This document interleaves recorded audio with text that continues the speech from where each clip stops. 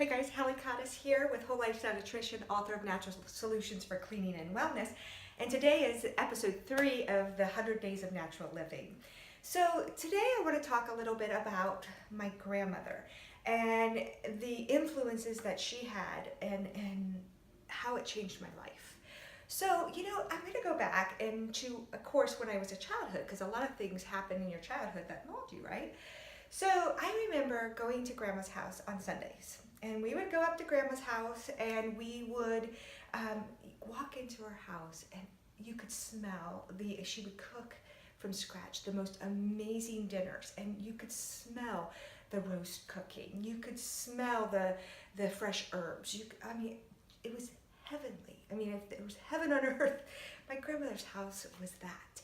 And my grandmother had an obsession with chickens. In yesterday's video, I talked about a plant, the plant that we lived, the house next to us. The plant was an eggplant, so our family business is eggs and chickens. And she was obsessed with chickens. And we would go into her house, and I swear to you, every single time we came, there was another chicken. And whether it be a chicken, and I'm not talking live chickens, chicken on the wall, whether it be a chicken spoon, a chicken gravy bowl, or whether it be, I don't know, you name it. It was something with a chicken candy bowl. There was always something that with chicken, and we would go. One time I remember counting 77 different chickens, but every time we went, there was a new chicken. So we would run on a scavenger hunt to find these chickens. But Grandma, she cooked from scratch, and I can still smell it. It's still embedded right here, And so often my parents would leave my twin sister. I know I talked to you yesterday about I have a set of twins, but I'm also a twin. That's another episode. But anyway, so my twin sister and I would stay, and it was always so amazing because, we were the only grandkids at the time that my grandmother had.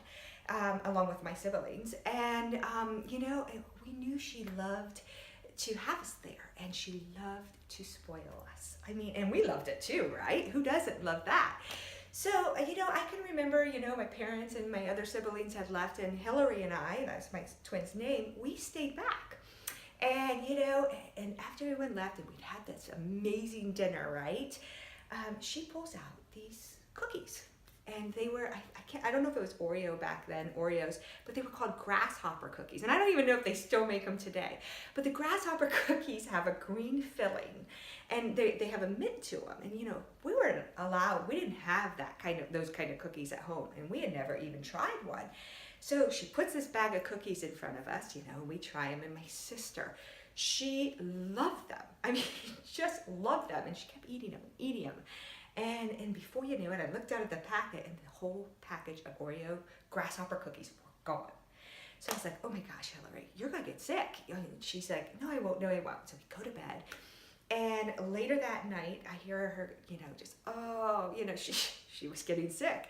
Sure enough, she got sick. And I ran over to Grandma, and I said, Grandma, woke her up. Grandma, Hillary's sick, and so she runs over to her kitchen. And she creates some kind of concoction, and she goes over to Hillary and she says, drink this. And she drank it, and within an hour she looks at me, and Hillary says, we're back in bed, and she's like, I feel better. I feel amazing, And I'm not sure what it was she created at the time, but I was like, wow, what did she create? So, the next day came along, we were back to normal. We were kids having fun at Grandma's, and so out in the back, we go running out back, and my grandmother had, I swear, this was the largest plum tree I've ever seen. And we would go back, and we would start acting out, who knows what. But we climbed this plum tree, and I was in this plum tree, and so was my sister, and I'm getting to the top, and I see this one plum that I want. It was a perfect plum, and I'm almost to it, and I set my hand down on the branch, and I did not see it, but it was a bee's nest. Hornet's nest, some kind of nest, and I got stung multiple times. So I'm like, immediately I feel this pain, and I'm like, oh my gosh, Hillary, I just got stung. We climb out of the tree, I'm crying, we run to the house, and Hillary goes and gets Grandma, and she's like, Grandma, Nana, we called her Nana, Hallie got stung. And so she runs to her kitchen, she grabs something out of her cupboard, and she brings it over, and she puts it on my bee sting, and the sting went away, and I no longer hurt, and I stopped crying, and I'm like, oh my gosh, what did she do? What was it that she grabbed out of that kitchen? You know, so a little later, I had a chance to go over to Grandma and say, hey, Grandma, you know, how is it that you know all this stuff to make me feel better or to solve all these problems? And she said this. She says, it's your past life experiences that mold your future. Wait a minute, I'm gonna say that again. It's your past life experiences that mold your future. Whoa. I mean, even as a kid, I was like, whoa, that is huge. You know, I was like, okay, I have to take everything that Grandma on Sundays when I come, I gotta watch her. If what she's doing is gonna mold my future, I need to watch her. I need to see what she's doing. I need to study her. I need to put that information in my brain. I need to remember this is gonna mold my future. You know, but that was just Sundays. So there was, you know, I needed more. You know, I couldn't just have just Grandma. So, you know, I went home and I started to study my mom. You know, my mom had pulled her knowledge from living with an Amish family for the first 5 years. I spoke about that in the last few, day 1 and day 2.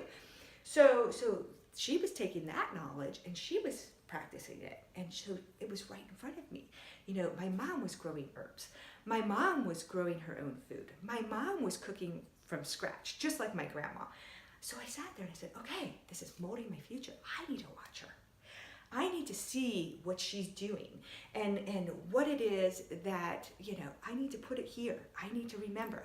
I know it might not benefit me right now, but as my grandma said, it's your past experiences that mold your future. Okay, this is going to somehow come into my future. So I studied them, and I studied hard. So, you know, and it's just amazing to me because here I am, you guys, as an adult, you know, and I'm thinking, okay, did that really mold my future? And guess what? Guess what I love doing? I love cooking from scratch. You can come into my house on a Sunday and my 3 girls and my husband are sitting down at dinner. It smells like Grandma's house. I have a roast that I have put twine on. I have got roasting carrots. I've got homemade mashed potatoes, wouldn't you know, just the way my grandma made. You know, my kids are smelling that. They are, gosh, Mom, it smells so good. You go out my patio, you'll see nothing but herbs, you know. That I love herbs, and I use them to cook with, I use them to clean with, I use them to make tea with, you name it. I have an herb garden just like my mom had an herb garden. When I lived in Wisconsin, I grew food like, oh my gosh, you could grow such amazing food there. I grew my own organic food just like my mom did, you know, and so it did mold my future. My past experiences did mold my future. So what's the most incredible transformation for me was realizing that I am molding my children's future. They're watching me. Your kids are watching you. So it's so important that we live the way we want them to live, the natural lifestyle. It is so important that we lead by example, that we show them how their future is going to be and give them all the tools that they need. All right. So that is what my grandma taught me. And I think it's one of the most important life lessons that I had ever learned, because it got me to tune in to what they were doing and to study and to watch and to learn and to live by their examples. All right, guys, this is Hallie Cottis. That's it for today. We'll see you on the next episode on day 4. So, bye-bye.